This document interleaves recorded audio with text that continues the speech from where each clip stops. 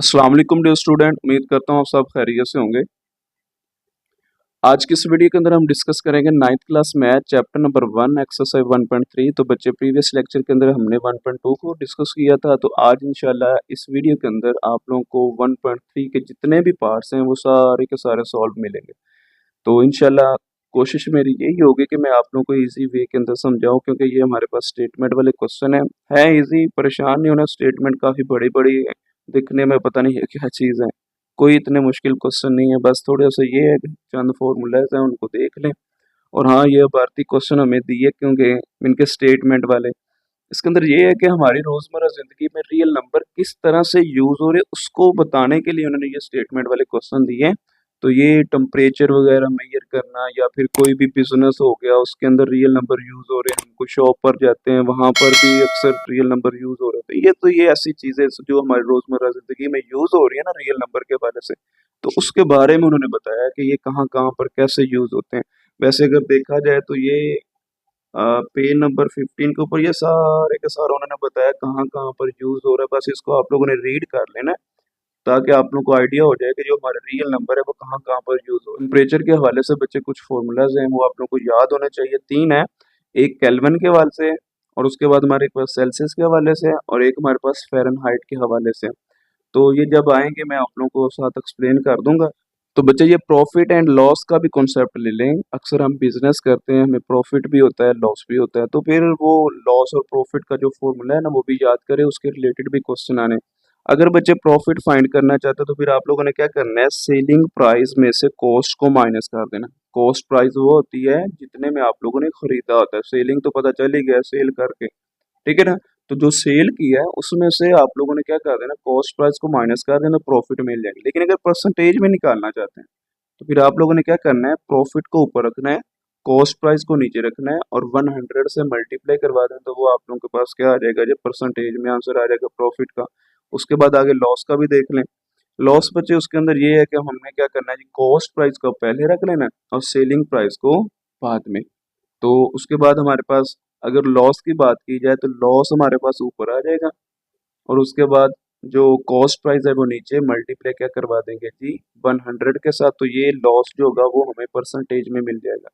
तो खैर क्वेश्चंस की तरफ चलते हैं। ये दो तीन कुछ फॉर्मूलाज थे वो जो आप लोगों को याद होने चाहिए। तो पहला जो बच्चे क्वेश्चन है ना उसके अंदर ये कह रहा है, मैं इधर बुक से ही आप लोगों को एक दफा रीड कर देता हूं। इसके अंदर ये कह रहा है कि the sum of three consecutive integers in 42, find the three integers. वो कह रहा है कि कोई भी consecutive नंबर ले लें, कोई भी, लेट कर ले आप लोग। अब हमें तो नहीं पता कौन से हैं। वो कह रहा है कि कोई से तीन नंबर हो जिनका सम करें और वो 42 बन जाए, कोई भी हो सकते हैं। तो लेकिन उसने consecutive इस तरह से कहा है कि एक सीक्वेंस के साथ, एक तरतीब के साथ वो तीन नंबर हो। तो खैर वो मैं क्वेश्चन आप लोगों को करवाता हूँ तो खैर आप लोगों को पता चल जाएगा। तो बच्चे जो पहला क्वेश्चन है वो देख सकते हैं। आप लोगों ने क्या करना है जी, लेट कर लेना है जी, लेट ए। पहला नंबर ए हो गया, दूसरा फिर क्या हो जाएगा A+1। देखिए मैंने कहा ना एक सीक्वेंस के साथ, ए के बाद वाला फिर क्या होगा, उसके अंदर एक ऐड कर देंगे तो फिर क्या हो जाएगा A+1, वो उससे आगे बड़ा नंबर हो जाएगा।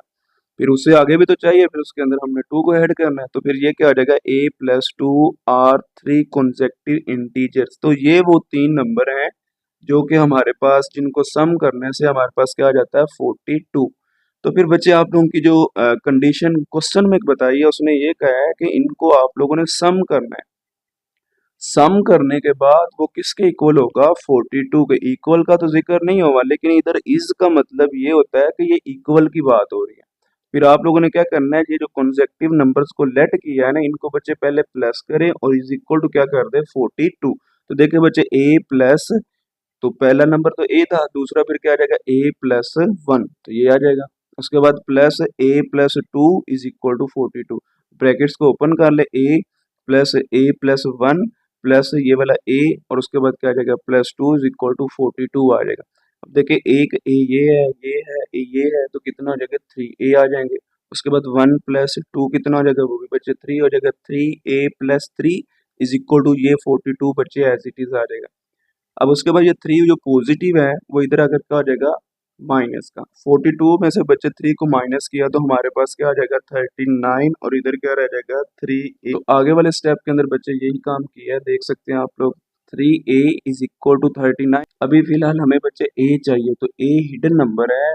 अगर a मिल जाएगा तो हमें एग्जैक्ट पता चल जाएगा वो 3 नंबर कौन कौन से हैं। ठीक है, तो फिर आप लोगों ने क्या करना है, 3 को दोनों तरफ डिवाइड करवा दे, या फिर 3 डिवाइड हो रहा है तो उधर जाकर क्या हो जाएगा मल्टीप्लाई। तो मैंने दोनों तरफ 3 को बच्चे डिवाइड करवा दिया है। 3 3 से कैंसिल, 3 1 जा 3, 3 1 जा 3, 3 3 जा 9, मिलकर 13 आ जाएगा। a इज इक्वल टू बच्चे क्या आ जाएगा 13। अब हमें नंबर्स भी तो चाहिए। अब देखिएगा, अब आप लोगों ने क्या करना है बच्चे कि हमारे पास ये जो वैल्यूज है ना, जो नंबर बच्चे आप लोगों ने लेट किए थे, a+1 a+3, देखे ना ये वाले नंबर लेट किए थे। पहला a था, दूसरा a+1 है, तीसरा a+2 है। जहां जहां पर a है वहां पर a की वैल्यू पुट कर दे, जो कि हमने 13 निकाली है। तो इधर फिर लिखे जी फर्स्ट जो इंटीजर है वो क्या है a की वैल्यू क्या निकल आई है 13। तो पहला नंबर फिर क्या है 13 है। उसके बाद सेकंड इंटीजर क्या है, अब देखिए ना a+1, दूसरा a+1 रखा था a की जगह पर, फिर क्या आ जाएगा 13, और ये वाला +1 इन दोनों का सम किया तो 14 आ जाएगा।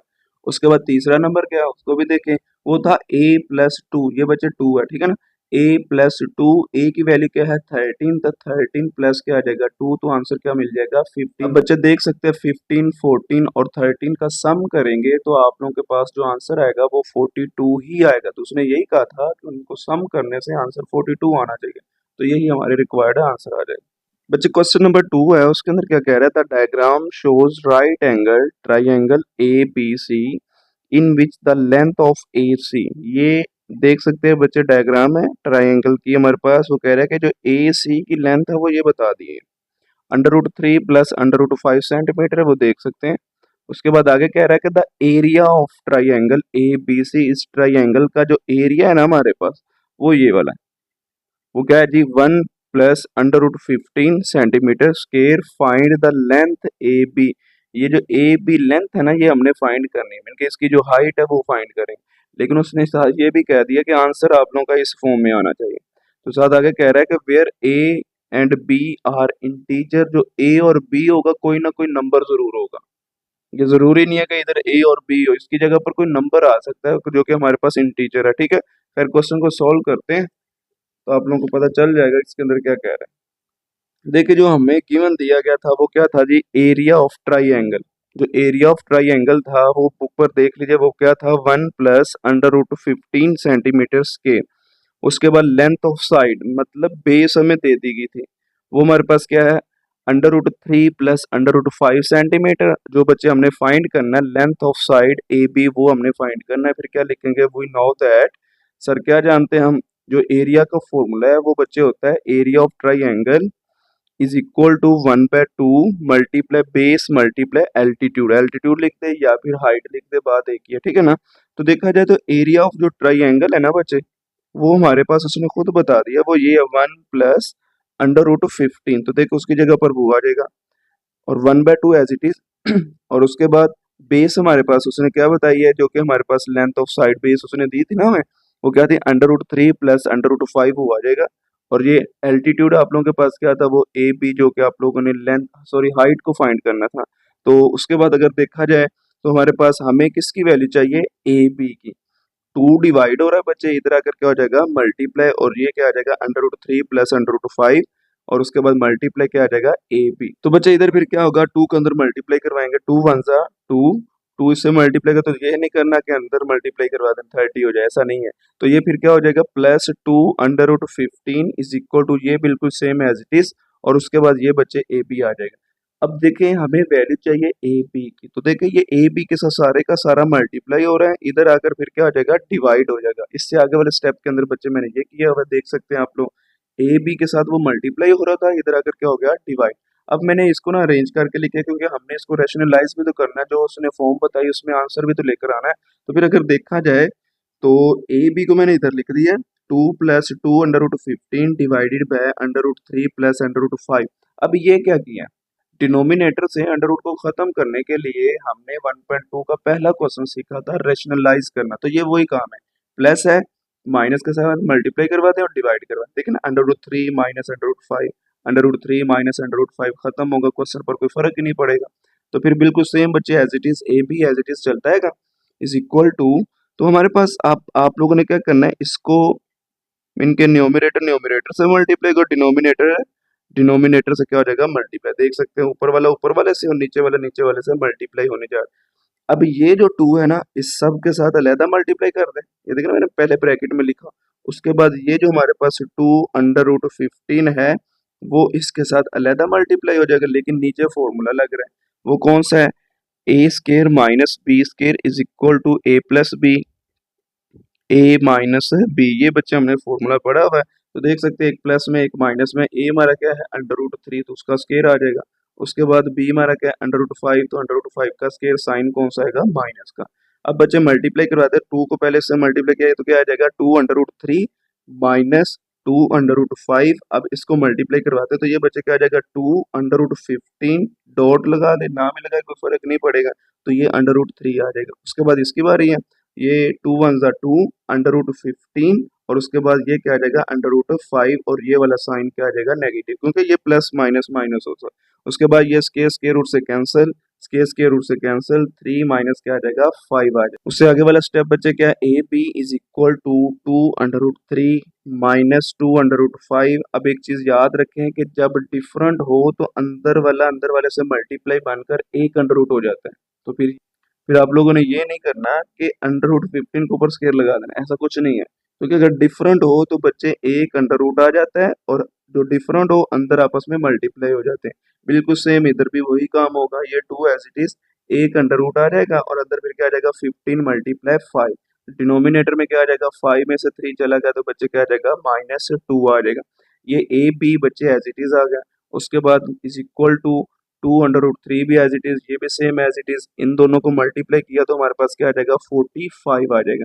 और ये वाला 2 बाहर एज इट इज, ये भी 2 एज इट इज। 15 को बच्चे मल्टीप्लाई किया 5 के साथ तो हमारे पास क्या आ जाएगा, 75 डिवाइडेड बाय -2। आगे वाले स्टेप के अंदर बच्चे क्या किया, ये जो हमारे पास 45 है ना, उसको लिखा है 9 मल्टीप्लाई 5। 9 5 का क्या होता है, हमारे पास 45 होता है।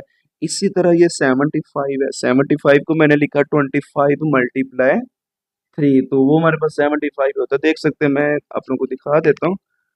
ये देख सकते हैं बच्चे, ये तो सेम एज इट इज, ये भी सेम एज इट इज। 45 था, क्या होगा, 9 मल्टीप्लाई 5 45 ही होता है। ये मैंने क्यों किया वो मैं आप लोगों को बाद में बताता हूँ। उसके बाद इधर 75 था, 25 मल्टीप्लाई 3 आ रहे। तो कह रहे 9 किसका स्केयर है, 3 का, तो 3 का स्केयर स्केयर रूट से कैंसिल हो जाता है। और इसके बाद 25 किसका था, वो हमारे पास 5 का स्केयर है, स्केयर स्केयर रूट से कैंसिल हो जाए। तो फिर आप लोगों ने क्या करना है, ये 2√3 minus 2√5 same as it is.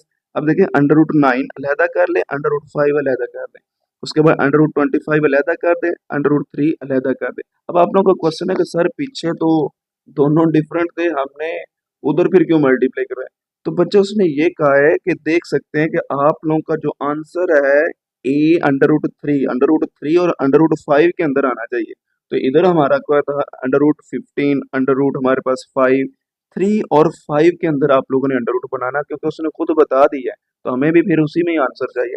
तो देखिए बच्चे फिर क्या होगा, हमारे पास ये √9 अलहदा हो जाएगा, √5 अलहदा हो जाएगा। इसी तरह -2 √25 अलहदा हो जाएगा, √3 अलहदा, डिनोमिनेटर में माइनस क्या आ जाएगा, 2 आ जाएगा। ये ए भी एज इट इज चलता है, 2√3 एज इट इज -2 √5 प्लस। अब देखें ये मैं इधर सिखा देता हूँ, √9 है ना, तो 9 को मैं लिख सकता हूँ 3 का स्केयर रूट से कैंसिल होकर बाहर आ जाएगा। तो फिर आप लोगों के पास क्या आ जाएगा, 3 बाहर अंडर रूट की जगह पर, सॉरी √3, तो √9 की जगह पर बच्चे फिर क्या आ जाएगा, 3 आ जाएगा, क्योंकि स्केयर रूट से कैंसिल, ये 3 बाहर आ गया। -2, 5 किसका स्केयर है, तो बच्चे 5 का स्केयर क्या होता है, 25। तो इधर फिर क्या आ जाएगा, 5 का स्केयर रूट से कैंसिल, तो जो 5 होगा वो बाहर आ जाएगा और इधर फिर हमारे पास क्या आ जाएगा, √3। लेकिन ये 2 फिर उस 5 से मल्टीप्लाई होगा। तो बच्चा इधर मैंने पता क्या किया है, ये 2 √3 एज इट इज, तो √3 अरेंज करके लिख लिया। पहले ये देख सकते हैं इधर है, तो मैंने पहले लिख लिया, क्योंकि उसने फॉर्म की थी कि a√3 प्लस b√5। तो देखिए पहले √3 आ रहा, तो फिर हम पहले √3 को बनाएंगे, उसके बाद √5 आएगा। तो देखिए हमारे पास जो वैल्यूज अब आएगी, ये -2 √5 आ जाएगा, 2 3 क्या हो जाएगा 6, और ये वाला हमारे पास क्या आ जाएगा, √5 और डिनोमिनेटर में क्या आ जाएगा, -2 आ जाएगा। अब देखिए ये भी अंडर रूट क्या है 3 है, ये भी अंडर रूट 3 है, सेम है। 10 में से 2 चला गया -8 आ जाएगा और साथ क्या आ जाएगा अंडर रूट 3। अब इसी तरह बिल्कुल सेम ये अंडर रूट 5 है, ये भी अंडर रूट 5 है। 6 में से 2 चला गया 4, साइन वो आता है जो बड़े के साथ हो, डिनोमिनेटर में -2। अगर देखा जाए तो ये जो -2 है इन दोनों के नीचे अलग-अलग कर दें या फिर इन दोनों में से कॉमन निकाल कर फिर भी कटिंग कर दें, आंसर सेम आ जाएगा। तो मैंने क्या किया जी -2 को दोनों के नीचे अलग-अलग कर दिया। इनके इस तरह से ये नजर आ रहा है ना -8 अंडर रूट 3 डिवाइडेड बाय -2। इसी तरह ये प्लस है, ये प्लस आ गया 4 अंडर रूट 5 डिवाइडेड बाय -2। ये 2 1 जा 2, 2 4 जा 8, ये वाला माइनस इस माइनस से क्या हो जाएगा कैंसिल। तो ये फिर माइनस प्लस क्या हो जाएगा माइनस। तो देख सकते हैं बच्चे जो हमारा रिक्वायर्ड आंसर आया है वो क्या है A B is equal to 4 under root 3, ये माइनस प्लस क्या हो जाएगा माइनस, इधर फिर 2 रह जाएगा 2 अंडर रूट क्या आ जाएगा 5। तो यही हमारा रिक्वायर्ड आंसर। देख सकते हैं उसने यही लिखा था, ये अब ए है, ये अब बी है। उसने ये कहा था ए बी कोई भी इंटीजर हो सकते हैं। बच्चे क्वेश्चन नंबर 3 है, a rectangle has sides of length. जो हमारे पास बच्चे रेक्टेंगल है ना उसकी एक साइड ये बता दी गई एंड 5-4 ओवर अंडर रूट 2 दूसरी ये बता दी गई है। Express the area of the rectangle in the form of A plus B under root 2। तो वो ये कह रहा है कि हमारे पास एक रेक्टेंगल है बच्चे, उसकी दो साइड है, वो दो बता दी, इनके लेंथ और विड्थ बता दी जाती है, उनको आपस में मल्टीप्लाई करवा दें। जो भी आंसर आएगा ना वो हमारे पास इस फॉर्म में आना चाहिए, ए प्लस बी अंडर रूट 2। तो ए भी इंटीजर है, बी भी इंटीजर है। तो बस ये चीज़ याद रखनी है, जो आप लोगों के पास रेक्टेंगल का फॉर्मूला है ना वो बच्चे अप्लाई करें तो आप लोगों का आंसर आ जाएगा। इसके अंदर बच्चे फिर जो हमें लेंथ ऑफ रेक्टेंगल दी गई वो ये, और विथ ऑफ रेक्टेंगल हमें दी गई ये। अब एरिया ऑफ रेक्टेंगल क्या होगा उसका फॉर्मूला बताना ना, तो वो हमारे पास होती है लेंथ मल्टीप्लाई विथ। तो वो वैल्यूज को पुट करते हैं, लेंथ हमारे पास ये पड़ी है और उसके बाद विथ हमारे पास बच्चे ये आ जाएगी। अब उसके बाद अगर देखा जाए तो ये तो सेम एज इट इज लिख दी है, लेकिन इसका मैंने इधर एलसीएम ले ली, इसके नीचे कुछ नहीं क्या है 1 है। अब अंडर रूट 2 हमारा एलसीएम आ जाएगा, अंडर रूट 2 5 से मल्टीप्लाई तो क्या हो जाएगा 5 अंडर रूट 2, लेकिन ये 1 इस 4 से मल्टीप्लाई तो माइनस क्या आ जाएगा 4, क्योंकि दोनों डिफरेंस है। मैंने बताया था जब दोनों डिफरेंस हो किसी एक टेबल पर ना क्रॉस मल्टीप्लाई करवा दें। तो उसके बाद हमारे पास ये सेम एज इट इज। अब इसके नीचे कुछ नहीं है, 1 तो है ना, तो फिर अंडर रूट 2 1 से मल्टीप्लाई अंडर रूट 2 से एज इट इज आ जाएगा। उसके बाद ऊपर वाले से मल्टीप्लाई हो जाएगा। अब उससे आगे वाला जो स्टेप है ना बच्चे उसके अंदर ये किया है, ये जो 2 है ना इसको इसके साथ अलहदा मल्टीप्लाई करवा दिया, ये सारे के सारे के साथ। उसके बाद ये जो अंडर रूट 18 है ना इस सब को इसके साथ अलहदा मल्टीप्लाई करवा दिया।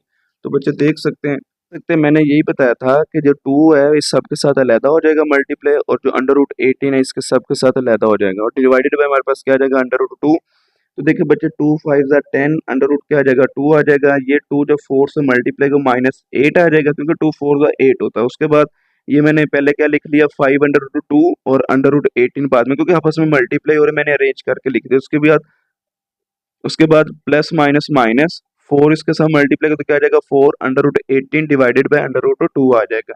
उससे आगे बच्चे ये 10 under root 2 as it is, -8 भी एज इट इज। अब आप लोगों ने कॉन्सेप्ट लिया था कि अंडर रूट 2 या ले लें या फिर अंडर रूट 3 ले लेते हैं, दोनों डिफरेंट है ना, डिफरेंट की बात हो रही है। अगर डिफरेंट आ जाए तो एक अंडर रूट आ जाता है और अंदर वाले से मल्टीप्लाई हो जाए तो क्या आ जाएगा 6 आ जाएगा। तो बिल्कुल सेम ऐसे देखें, ये अंडर रूट 2 है, ये अंडर रूट 18 है, दोनों डिफरेंट है। एक अंडर रूट आ जाएगा और अंदर फिर क्या आ जाएगा 2 मल्टीप्लाई 18 -4। अब ये अंडर रूट 18 जो था उसको मैंने लिखा 9 मल्टीप्लाई 2, क्योंकि 9 स्केयर है 3 का, तो 3 का स्केयर रूट से कैंसिल होकर 3 बाहर आ जाएगा, फिर इसलिए 9 आ जाएगा। 9 मल्टीप्लाई 2 आगे वाला स्टेप है उसके अंदर बच्चे ये है कि 10 under root 2 as it is, -8 भी एज इट इज, +5 18 को 2 से मल्टीप्लाई किया 36, और ऊपर क्या आ जाएगा अंडर रूट माइनस ये अंडर रूट 9 अलहदा कर दे, अंडर रूट 2 अलहदा कर दे, डिवाइडेड बाय क्या आ जाएगा अंडर रूट 2, और उससे आगे 10 under root 2 -8 as it is. उसके बाद क्या आ जाएगा हमारे पास +5, ये 36 किसका स्केयर है 6 का, तो ये बच्चे क्या आ जाएगा 6 का स्केयर, और ऊपर क्या आ जाएगा अंडर रूट माइनस क्या आ जाएगा, ये 9 किसका स्केयर है 3 का, तो क्या आ जाएगा जी 3 का स्केयर।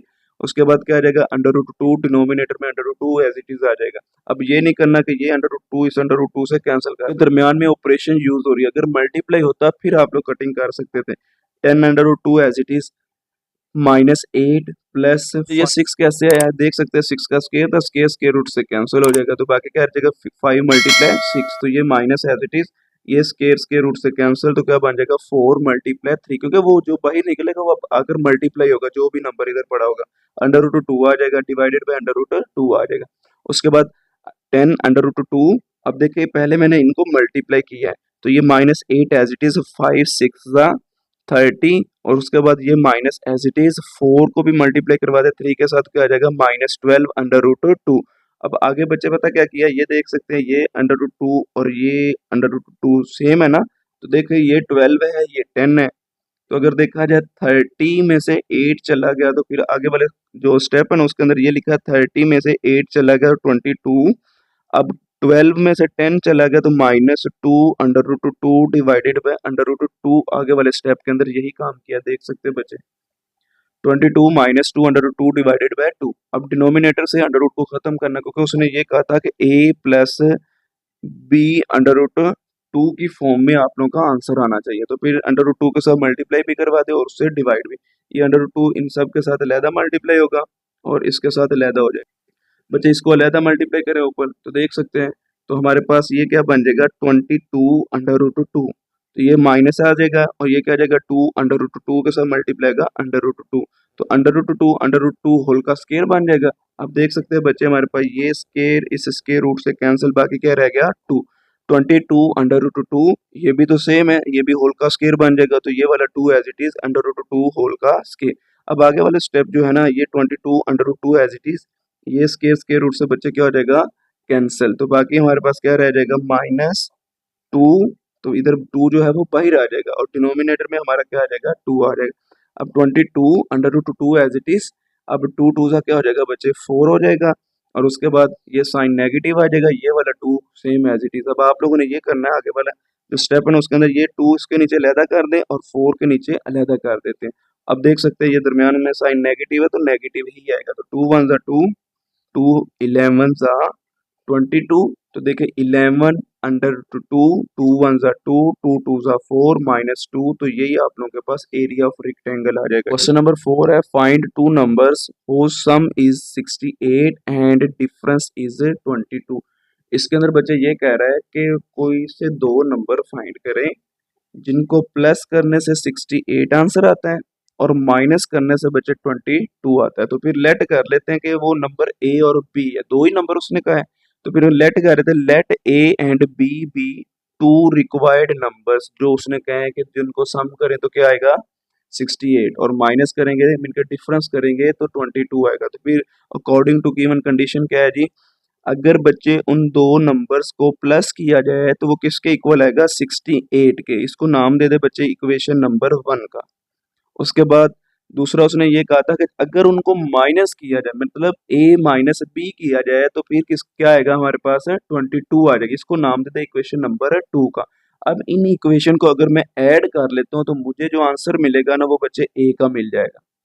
अगर इस तरह नहीं करना चाहते तो और भी तरीका है कि ये नेगेटिव जो b है उधर जाकर पॉजिटिव हो जाएगा, तो जहां जहां पर a है वहां पर आप लोगों ने पुट कर देना है 22 प्लस b इक्वेशन नंबर 1 के अंदर। लेकिन उससे बेहतर ये है कि ये पॉजिटिव है ये भी पॉजिटिव है, अब आप लोग अगर इसको सब्ट्रैक्ट करेंगे तो आप लोगों को b का आंसर मिलेगा, अगर आप ऐड करेंगे तो आप लोगों को a का आंसर मिलेगा, दोनों तरीकों से ही कर सकते हैं। तो मैंने इन दोनों को ना ऐड किया, देखिए a plus B is equal to 68, a minus B is equal to 22, देख सकते हैं बच्चे एक b पॉजिटिव एक नेगेटिव आपस में क्या हो जाएंगे कैंसिल, a प्लस a क्या हो जाएगा 2a इज इक्वल टू इन दोनों का सम किया तो बच्चे क्या आ जाएगा 90, 68 प्लस 22 कितना हो जाएगा 90, तो हमें वैल्यू चाहिए बच्चे a की, तो मैंने 2 को दोनों तरफ डिवाइड करवाया, आप इधर भी डिवाइड करा 2 1 2, 245 आ जाना, तो देख सकते हैं बच्चे a इज इक्वल टू 45 आ जाना। ये भी काम कर सकते हैं 2 के साथ दोनों तरफ डिवाइड भी करवा दे, a जब आ गया है फिर जिस मर्जी इक्वेशन के अंदर पुट कर दे b भी आ जाएगा। तो मैंने बच्चे पहली इक्वेशन के अंदर पुट किया है, put a is equal to 45 in equation 1, तो इक्वेशन जो 1 है ना उसके अंदर पुट कर देते हैं, इधर था a प्लस बी, ए की जगह पर क्या पुट कर दिया 45 plus B is equal to 68 आ जाएगा, ठीक है बच्चे। और उसके बाद हमें तो b चाहिए, ये उधर आकर क्या हो जाएगा माइनस का, देखिए b is equal to 68 minus 45, ये b एज इट इज 68 में से 45 चला गया तो कितना रह जाएगा 23। तो देखा जाए तो ये वो दो नंबर है 45 और 23 जिनको प्लस करने से हमारे पास जो आंसर 68 आता है और माइनस करने से 22 आता है। तो फिर इधर क्या लिखेंगे? So 45 and 23 are required numbers. Question number 5, the weather in Lahore was usually warm during the summer of 2024। तो बच्चे इसके अंदर ये कह रहा है कि सन 2024 के अंदर जो लाहौर का मौसम था वो काफ़ी गर्म था। आगे क्या कह रहा है? द टीवी न्यूज़ रिपोर्टेड, ये देखिएगा, the TV news reported temperature as high are 48 Celsius degree by using the formula. ये फॉर्मूला आप लोगों ने यूज़ करना है, ये फ़ारेनहाइट का है। तो कह रहा है कि find the temperature as Fahrenheit scale. तो फॉर्मूला उसने खुद बता दिया है, बस इस सी की जगह पर आप लोगों ने 48 को पुट कर देना, हमारा क्वेश्चन सॉल्व हो जाएगा।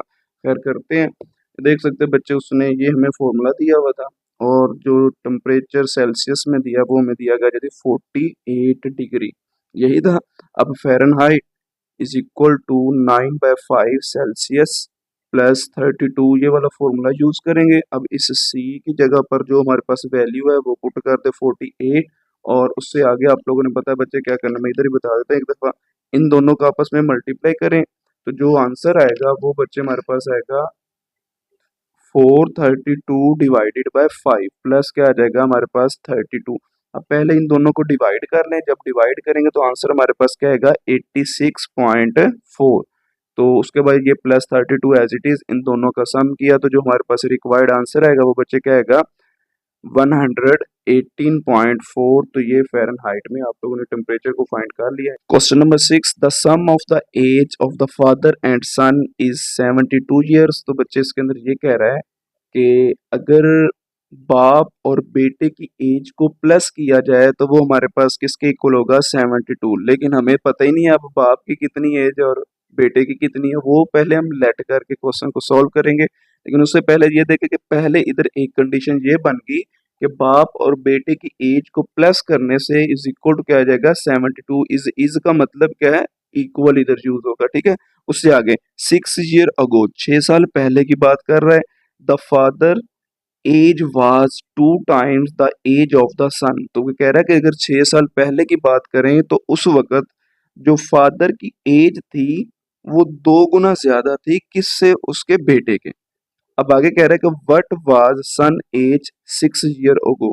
तो वो जो बेटा है उसकी जो एज है वो 6 ईयर अगो कितनी होगी, मीन के 6 साल पहले उसकी एज कितनी होगी। पहले उसकी ओरिजिनल पता चलेगी तो पता चलेगा कि 6 साल पहले उसकी क्या थी। तो खैर क्वेश्चन को बच्चे सॉल्व करते हैं।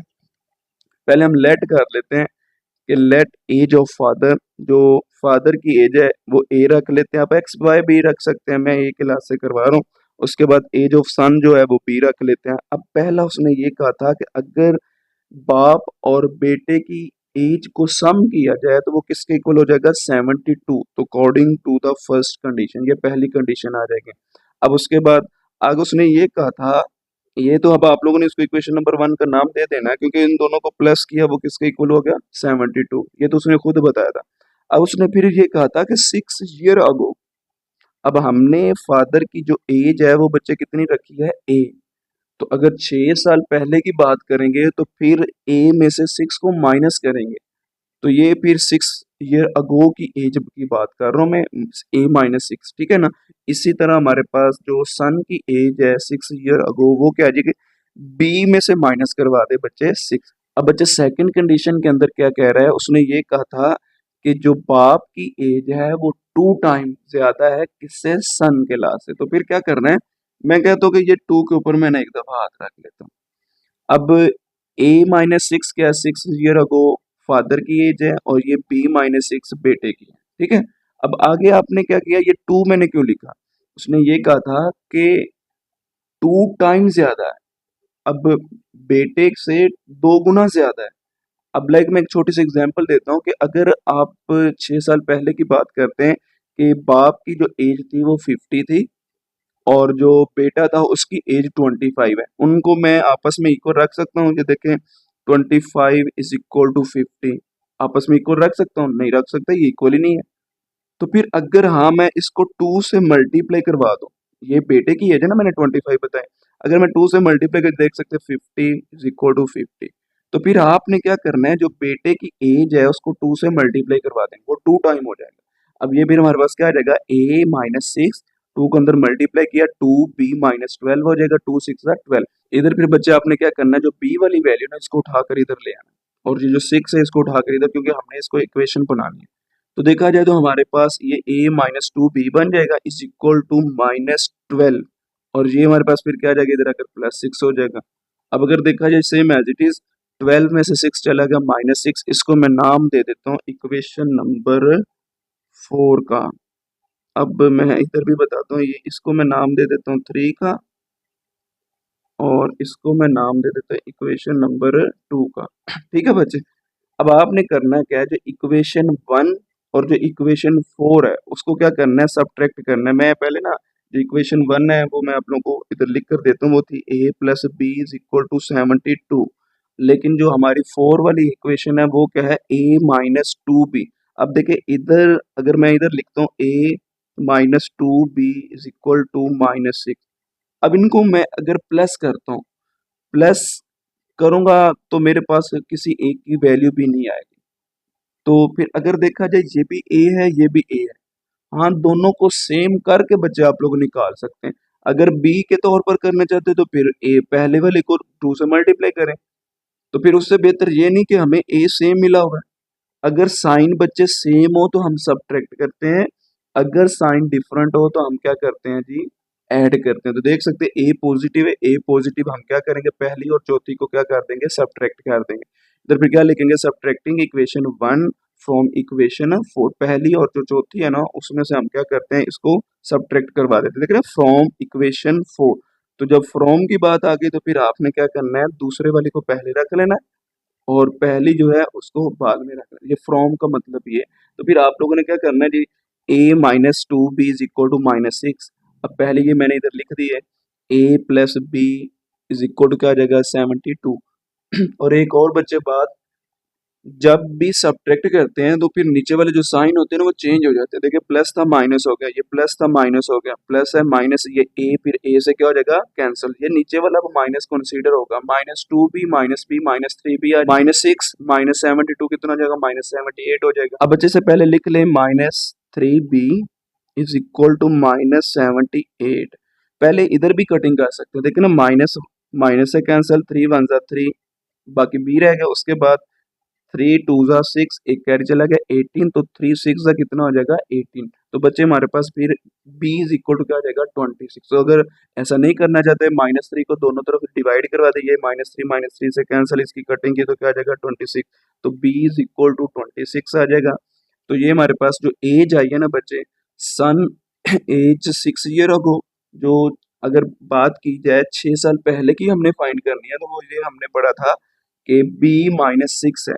देखिए मैंने ये इक्वेशन नंबर 3 को यूज किया, देखिए ना, जो हमारे उसके बेटे की एज थी उसके 6 साल पहले की हमने फाइंड करनी है, तो वो फिर क्या है, b माइनस 6 है। अगर मैं b की बात करता हूँ तो वो तो प्रेजेंट की एज थी, लेकिन हम उसने क्वेश्चन के अंदर ये कहा था कि 6 साल पहले की एज फाइंड कर, तो वो क्या है, b माइनस 6। तो बच्चे देख सकते हैं b माइनस 6 लिखेंगे, b की वैल्यू निकाल ली है, 26 माइनस क्या आ जाएगा 6। तो देखिए 26 में से 6 चला गया तो बच्चे क्या आ जाएगा 20। तो यही हमारा रिक्वायर्ड आंसर आ जाएगा। क्वेश्चन नंबर 7 है, Mirha bought a toy for 1500 rupees and sold for 1520 rupees, what was the profit percentage. हमने प्रॉफिट फाइंड करनी है लेकिन परसेंटेज में, इजी क्वेश्चन है, कोई बात नहीं, करते हैं। खैर इसके अंदर जो कॉस्ट प्राइस है ना उसने क्या बताया था, 1500 है, और सेलिंग प्राइस कितना था, 1520। अब मैंने प्रॉफिट का फॉर्मूला बताया था, सेलिंग में से आप लोगों ने कॉस्ट प्राइस को माइनस कर देना। तो सेलिंग प्राइस बचे हमारे पास क्या है, 1520 माइनस, उसके बाद क्या करेंगे, कॉस्ट प्राइस वो कितनी है जी, 1500। तो देखिए बच्चे जब माइनस करूंगा तो हमारे पास क्या आंसर आएगा, 20 रुपीज आ जाएंगे। अब लेकिन उसने ये कहा था कि आप लोगों ने परसेंटेज में प्रॉफिट को फाइंड करना है। तो प्रॉफिट का जो फॉर्मूला है परसेंटेज के हवाले से, वो कहता है profit over cost price multiply 100, और ये परसेंटेज का साइन आ जाएगा। देखिए प्रॉफिट बचे हमें कितनी है, ये 20, ये 20 लिख दें। उसके बाद कॉस्ट प्राइस हमारे पास क्या थी, 1500 मल्टीप्लाई क्या फिर आ जाएगा 100 आ जाएगा। अगर देखा जाए तो फिर आप लोगों ने क्या करना है, ये 2 जीरो इस 2 जीरो से क्या हो जाएंगे, कैंसिल, बाकी 20/15 को डिवाइड करेंगे तो आंसर जो आएगा ना वो 1.33% आएगा। ठीक है ना बच्चे। क्वेश्चन नंबर 8 है the annual income of Tayyab is. तो बच्चे जो तैयब की सालाना इनकम है ना उसने बता दिया वो कितनी है, 9,60,000। आगे कह रहा है while the exempted amount is. अब एग्जेम्प्टेड का मतलब इधर ये है कि लाइक मैं कहता हूँ कि कुछ मैं पैसे कमा रहा हूँ, उसके ऊपर मैं टैक्स नहीं पे करूंगा, उसके ऊपर एग्जेम्पशन आ गई। अब उसने कुछ अमाउंट बता दिया कि अगर आप साल का इतना कमाएंगे तो आपसे कोई टैक्स वसूल नहीं किया जाए, मीन के उसको एग्जेम्पशन में दे दिया। तो वो कह रहा है कि 1,30,000 रुपया अगर आप साल का कमाते हैं तो आप कोई टैक्स पे नहीं करेंगे। हाँ, अगर इससे ज्यादा कमाते हैं तो फिर उसके ऊपर आपको टैक्स होगा। अब वो कितना होगा वो भी उसने आगे लिखा हुआ है। आगे कह रहे हैं कि how much tax would he have to pay at the rate of 0.75%। तो ये आपने ना इतना टैक्स पे करना है। अब देखे उसने एग्जेम्पशन 1,30,000 पर दी है, लेकिन सालाना उसकी क्या है, 9,60,000।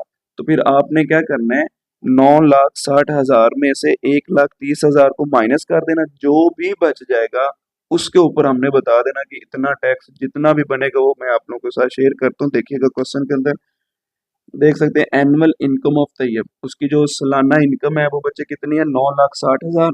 और जिसके ऊपर एग्जेम्पशन लगी है वो कितनी अमाउंट है, 1,30,000। तो जो रिमेनिंग बच गई है वो कितनी है वो भी तो आपने बतानी है। तो वो हमारे पास मीन के टैक्सेबल अमाउंट कह ले या फिर रिमेनिंग अमाउंट कह ले।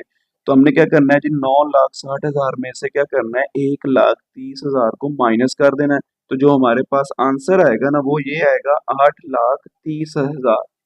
तो ये वो अमाउंट है जो वो 1,30,000 से ज्यादा कमा रहा है। इसके ऊपर जो टैक्स देगा वो कितना देगा, 0.75% उसने खुद बताया था। अब बच्चे आप लोगों ने पता क्या करना है, जो टैक्सेबल अमाउंट है ना उसको मल्टीप्लाई करवा देना 0.75 के साथ। तो वो करवाते हैं। खैर परसेंटेज को खत्म करेंगे तो हमारे पास क्या आ जाएगा, डिनोमिनेटर में 100 आ जाएगा। ये दो जीरो पहले दो जीरो से क्या कर दे, कैंसिल। बाकी क्या रहेगा, 8,300 मल्टीप्लाई 0.75, इसको आपस में मल्टीप्लाई करवाएं तो बच्चे ये हमारा रिक्वायर्ड आंसर आ जाएगा जो उसने आगे उसको टैक्स पे करना है। क्वेश्चन नंबर 9 है फाइंड द कंपाउंड मार्कअप। तो ये मार्कअप पहले समझ ले बच्चे, ये क्या होता है। अगर अपनी वर्डिंग में देखा जाए तो समझिए कि बच्चे आप एक बैंक में गए हैं तो वहां से कर्जा ले लिया जी, ये बुक से एग्जांपल लेते हैं। जो जो आप लोगों का क्वेश्चन है, बैंक गए वहां से कर्जा लिया 3,75,000। उन्होंने ये कहा कि 1 ईयर 1 साल बाद at the rate of 14%, mean के आप लोगों ने 14% इसके ऊपर क्या देना है जी, टैक्स देना है। तो 14% जो अमाउंट है ना वो अमाउंट बताने का वो कितनी इसके ऊपर बन रही है। तो वो अमाउंट हमने फाइंड करनी है। इसके लिए फॉर्मूला है वो मैं आप लोगों को बता देता हूँ। तो ये जो हम उधर से अमाउंट लेते हैं उसको हम नाम देते हैं प्रिंसिपल अमाउंट का, उसको पी से डिनोट करते हैं। और उसके बाद ये जो टाइम होता है ना उसको टी से डिनोट करके ये होता है कितने साल की बात हो रही है। अगर 2 ईयर होता है इधर 2 आ जाना था, अगर 3 ईयर होता है इधर 3 आ जाना था। और उसके बाद रेट वो होता था जो उसके ऊपर टैक्स लगाया जाता है, कितना लगाया, 14%, खुद बताया था। अब फाइंड हमने क्या करना है जी, कंपाउंड मार्कअप। तो बच्चे ये फॉर्मूला है, याद कर लें। Markup is equal to principal amount multiply rate multiply time. तो देखिए प्रिंसिपल अमाउंट बच्चे ये है, ये मैंने लिख दी। उसके बाद रेट हमारे पास क्या है, 14% है, वो लिख दें। उसके बाद टाइम क्या है, वो हमारे पास क्या है जी, 1 लिख दें, शाबाश। उसके बाद ये सारी की सारी value same as it is. जब परसेंटेज को खत्म करते हैं डिनोमिनेटर में क्या आ जाता है, 100। तो बच्चे अगर देखा जाए तो ये 2 जीरो इस 2 जीरो से क्या हो जाएगा, कैंसर। 1 मल्टीप्लाई का कोई फर्क ही नहीं पड़ेगा। बाकी क्या रहेगा, 375 और 1 जीरो, ये वाला मल्टीप्लाई किससे होगा, 14 के साथ। जब मल्टीप्लाई करूंगा तो बच्चे हमारे पास जो आंसर आएगा 52,500। तो ये हमारा रिक्वायर्ड आंसर आ जाएगा।